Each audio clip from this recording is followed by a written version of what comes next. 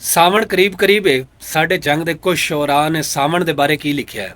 ਸਾਰੇ ਹੀ ਸ਼ਾਇਰ ਜਿਤਨੇ ਵੀ ਹਨ ਦੁਨੀਆ ਤੇ ਤਕਰੀਬਨ ਸਾਵਣ ਨੂੰ ਸਾਰੇ ਹੀ ਆਪਣੇ ਸੱਜਣ ਦੇ ਨਾਲ ਤਸ਼ਬੀਹ ਦਿੰਦੇ ਨੇ, ਆਪਣੇ ਯਾਰ, ਆਪਣੀ ਮਹਿਬੂਬ ਔਰ ਆਪਣੀ ਮਾਸ਼ੂਕ ਦੇ ਨਾਲ ਤਸ਼ਬੀਹ ਦਿੰਦੇ। ਤੇ ਸਾਡੇ ਜੰਗ ਦੇ ਸ਼ਾਇਰਾਂ ਨੇ ਸਾਵਣ ਦੇ ਬਾਰੇ ਕੀ ਲਿਖਿਆ, ਦੋ ਤਿੰਨ ਮਿਸਰੇ ਦੋ ਤਿੰਨ ਸ਼ਾਇਰਾਂ ਦੇ। ਸਭ ਤੋਂ ਪਹਿਲੇ ਜਿਹੜਾ ਮੇਰੇ ਦਿਲ ਦੇ ਬੜਾ ਕਰੀਬ ਹੈ ਉਹ ਨਜ਼ੀਰ ਅਹਿਮਦ ਮਾਜ਼ੂਰ ਦਾ ਕਤਾ, ਕਿਆ ਖੂਬਸੂਰਤ ਸਾਵਣ ਦੇ ਬਾਰੇ ਉਹਨੇ ਲਿਖਿਆ। ਉਹ ਕਹਿੰਦਾ, ਮਨ ਲੈਣਾ ਵਾਦਾ ਤੇ ਗਲਤੀ ਹੈ ਮੇਰੀ, ਖਫਾ ਮੈਥੇ ਮੋਹਸਨ ਜ਼ਰੂਰ ਹੋਇਆ ਵਤਨਾ ਹੈ। ਇਹ ਹਰ ਜੋੜਾ ਅੱਜ ਕੱਲ ਵਧਾ ਰਲ ਕੇ ਟੁਰਦਾ ਹੈ, ਤੂੰ ਸਾਵਣ ਦੇ ਵਿੱਚ ਮੈਥੋਂ ਦੂਰ ਹੋਇਆ ਵਤਨਾ ਹੈ। ਕਿਆ ਖੂਬਸੂਰਤ ਕਤਾ ਹੈ। ਔਰ ਦੂਸਰਾ ਜਨਾਬ ਅਬਦੁੱਲਾ ਆਸੀ ਮਰਹੂਮ ਦਾ ਕਤਾ ਨਜ਼ਮ ਮੇਰੇ ਜ਼ਿਹਨ 'ਚ ਆ ਰਹੀ ਹੈ।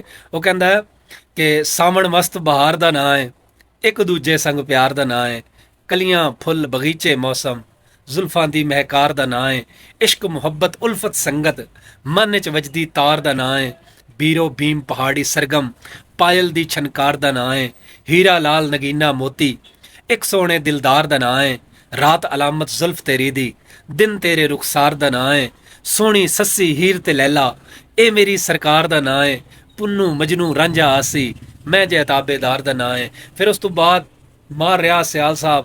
ਹਾਲਾਂਕਿ ਮੈਨੂੰ ਇਹ ਥੋੜਾ ਸਮਝ ਨਹੀਂ ਆਇਆ ਕਿ ਯਾਰ ਸੱਜਣ ਬੇਲੀ ਨਾਲ ਕੌਣ ਬੁਲਾਰੇ ਕਰਦਾ। ਖੈਰ ਤੁਹਾਨੂੰ ਮੈਂ ਸੁਣਾਨਾ ਕਿ ਉਹਨੇ ਸਾਵਣ ਦੇ ਬਾਰੇ ਕੀ ਲਿਖਿਆ। ਉਹ ਕਹਿੰਦਾ, ਸਾਵਣ ਨਾਲ ਬੁਲਾਰੇ ਹੋ ਗਏ। ਅੱਛਾ ਤਖਯਲ ਹੈ। ਸਾਵਣ ਨਾਲ ਬੁਲਾਰੇ ਹੋ ਗਏ, ਦੁਸ਼ਮਣ ਮੌਸਮ ਸਾਰੇ ਹੋ ਗਏ, ਫੂਕ ਜਦਣ ਦੀ ਭਰ ਬੈਠਾ ਹਾਂ, ਅਖ ਤੂੰ ਦੂਰ ਗੁਬਾਰੇ ਹੋ ਗਏ, ਕਈ ਨਾ ਰਿਆਜ਼ ਤਸੱਲੀਆਂ ਦਿੱਤੀਆਂ, ਡੀਫੀਆਂ ਤੂੰ ਦੁਸਕਾਰੇ ਹੋ ਗਏ, ਡੀਫੀਆਂ ਤੋਂ ਦੁਸਕਾਰੇ ਹੋ ਗਏ। ਤੁਸੀਂ ਦੱਸੋ ਤੁਹਾਨੂੰ ਕਿਸ ਸ਼ਾਇਰ ਦਾ ਕਲਾਮ ਪਸੰਦ ਆਇਆ, ਔਰ ਅਗਰ ਸਾਵਣ ਦੇ ਮੌਜੂ ਤੇ ਕੋਈ ਤੁਹਾਨੂੰ ਸ਼ੇਰ ਯਾਦ ਹੈ ਤਾਂ ਕਮੈਂਟ ਬਾਕਸ 'ਚ ਲਾਜ਼ਮੀ ਲਿਖੋ। ਵਸਲਾਮ।